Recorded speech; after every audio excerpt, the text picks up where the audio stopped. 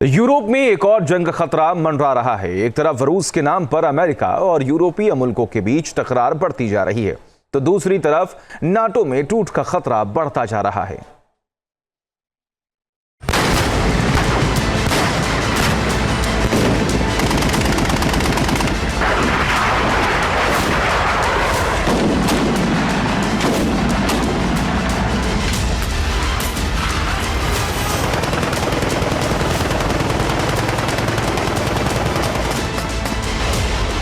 इधर यूक्रेन में जंग खत्म होगी और यूरोप में पुतिन का ऑपरेशन नाटो शुरू हो जाएगा।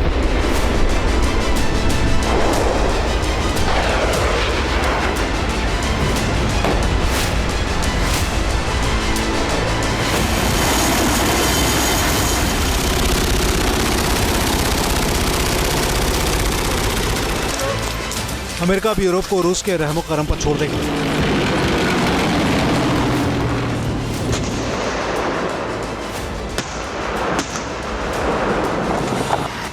यूरोपीय मुल्कों का सबसे बड़ा डर हकीकत में तब्दील होता दिख रहा है।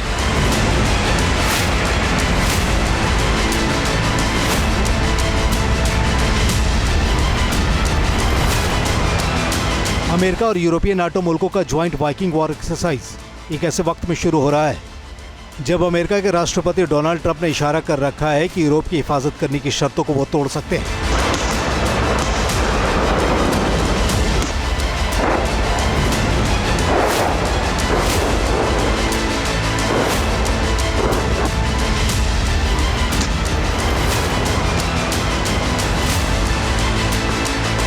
नाटो मुल्कों की संधि के आर्टिकल 5 में साफ साफ लिखा है कि दुश्मन के हमले के हालात में नाटो के सदस्य सहयोगी की मदद करने के लिए आगे आएंगे।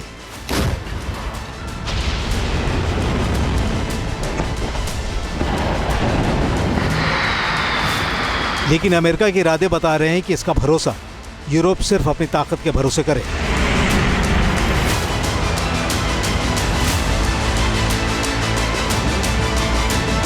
हालांकि अगले 2 हफ्ते के दौरान अमेरिकी सेना जर्मनी से लेकर नॉर्वे के ट्रोम्स तक जमकर वॉर एक्सरसाइज करने वाली है।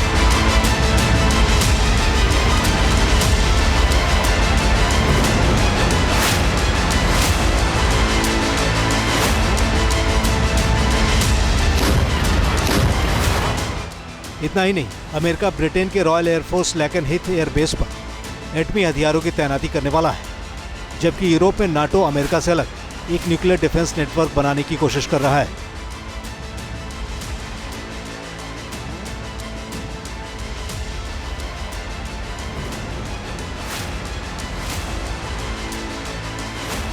अमेरिका इन नाटो मुल्कों में सबसे ताकतवर और प्रभावशाली पार्टनर है, लेकिन नाटो में दरार साफ साफ नजर आने लगी है।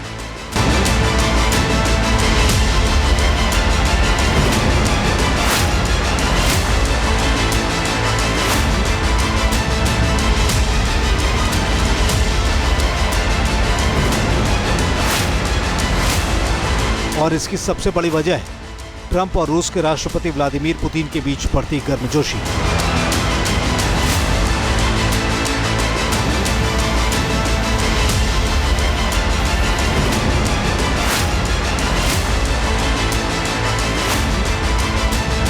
पुतिन और ट्रंप की दोस्ती जो है यूरोप का ऑर्डर नहीं, पूरी दुनिया का जो वर्ल्ड ऑर्डर है उसको तब्दील कर देगी। वास्तव में ट्रंप की ज़बरदस्त कोशिश है कि इंडो पैसिफिक में जो गठबंधन है चीन का, नॉर्थ कोरिया को और रशिया का, उस गठबंधन को तोड़ा जाए। वो चाहते हैं कि चीन और नॉर्थ कोरिया को रशिया से अलग किया जाए और उसमें सफल हो जाएंगे। वो साफ तौर पे नज़र आ रहा है। रशिया को सबसे बड़ा जो खतरा है आने वाले समय में वो चीन से है, लेकिन मजबूरन पुतिन जो है वो चाइना की गोद में गए हैं वेस्टर्न सैंक्शंस की वजह से। और साफ तौर पर नज़र आ रहा है कि आने वाले समय में ट्रंप जो है वो हर प्रकार की सैंक्शंस हटा देंगे चाइना को अलग करने की वजह से। इन तस्वीरों को देखकर यूरोप की पेशानी पर बल पड़ रहे हैं। रूस की नेवी और एयरफोर्स ने बैरेंट्स सागर में अपनी ट्रेनिंग को तेज कर दिया है।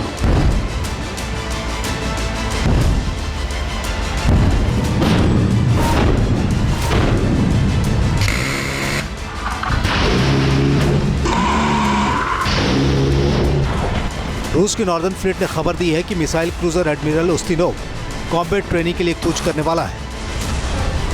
रूस का यह वॉरशिप एंटी सबमरीन और ग्रेनेड फायरिंग के खिलाफ एक्सरसाइज करेगा।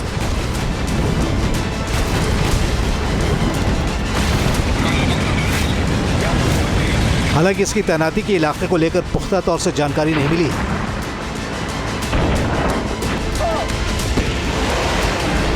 लेकिन माना जा रहा है कि रूस आर्कटिक में अपनी दखल को बढ़ाने वाला है।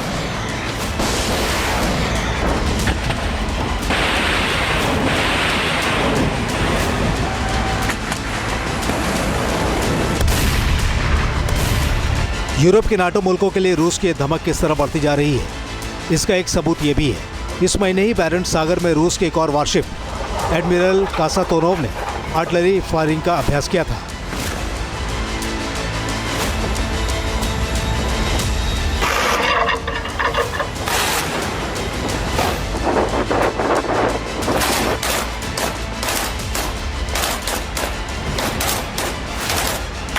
जाहिर है रूस के पास भी नाटो की घेराबंदी की प्लानिंग है और इसकी नुमाइश करने से वो पीछे भी नहीं हट रहा है। ऐसे में नाटो और रूस के बीच शक्ति संतुलन को देखना बेहद दिलचस्प हो गया है।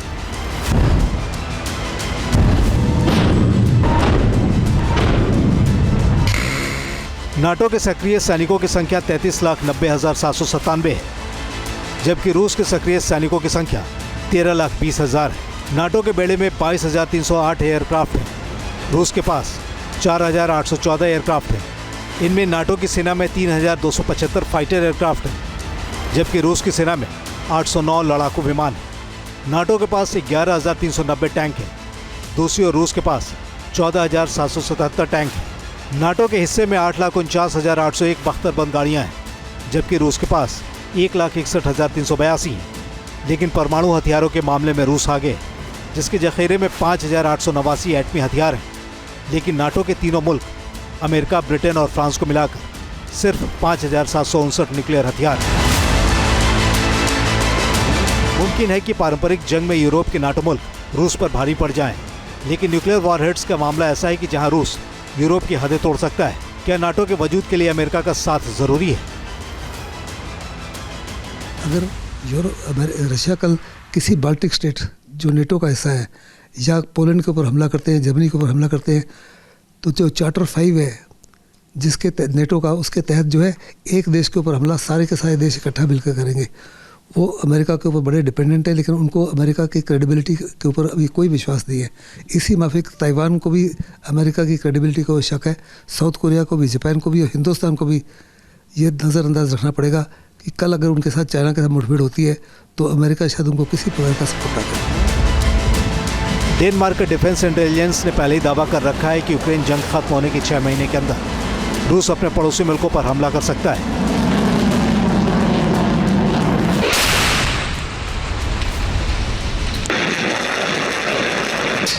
और उसके बाद उसका निशाना यूरोप होगा। ऐसे में नाटो और अमेरिका के बीच जुबानी जंग का नतीजा क्या निकलेगा, यूरोप को एहसास हो चुका है।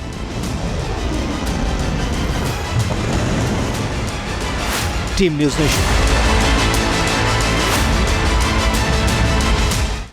न्यूज नेशन अब व्हाट्सएप पर खबरों के ताजा अपडेट के लिए न्यूज नेशन के इस QR कोड को स्कैन करें।